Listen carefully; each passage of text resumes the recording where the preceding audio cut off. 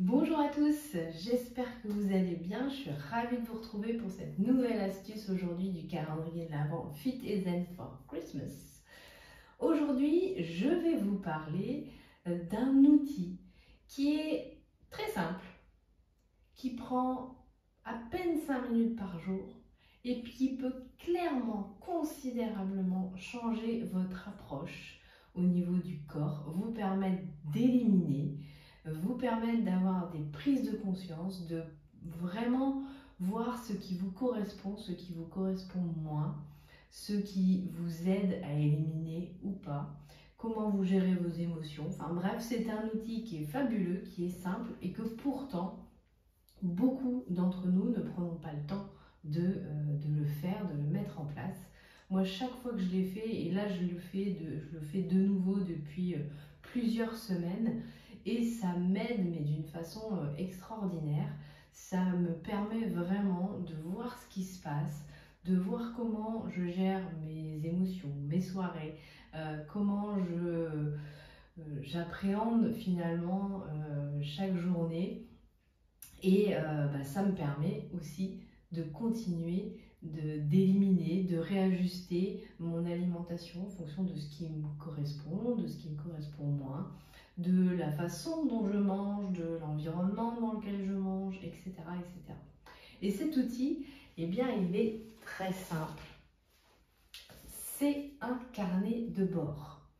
Alors, je vous invite, si vous êtes comme moi fan des carnets, à choisir un joli petit carnet, un carnet qui vous parle, et tout simplement à écrire dedans tous les jours ce que vous mangez, comment vous vous êtes senti au moment où vous avez mangé. Est-ce que vous avez mangé par compulsion? Est-ce que vous avez mangé parce que vraiment vous ressentiez de la faim?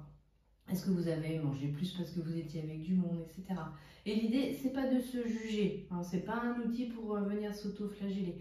C'est juste un outil d'observation et de voir après, avec toutes ces observations, qu'est-ce que je peux changer? Est-ce qu'il n'y a pas un petit truc là où je m'aperçois que systématiquement, quand je fais ça, j'ai tel résultat, quand je fais ça, j'élimine moins. Donc c'est important aussi de noter, voilà, les journées où vous avez bien éliminé, les journées où au contraire vous gardez tout.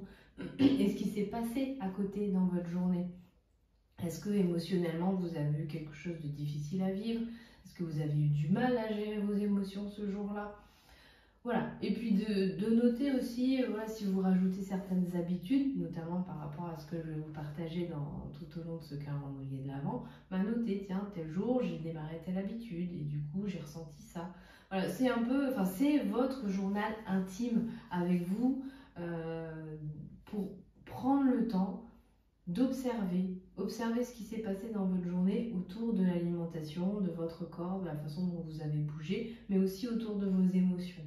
Et ça permet aussi plus d'apaisement d'avoir ce genre de carnet. D'ailleurs, c'est pas pour rien que les enfants vont souvent vers le journal intime. Ça les apaise, ça apaise notre esprit de poser les choses sur le papier, d'écrire ce qu'on ressent. C'est pour vous, c'est à vous, donc il n'y a pas de bon, il n'y a pas de mauvais, voilà, vous n'allez pas écrire, tout ce que vous allez écrire sera juste.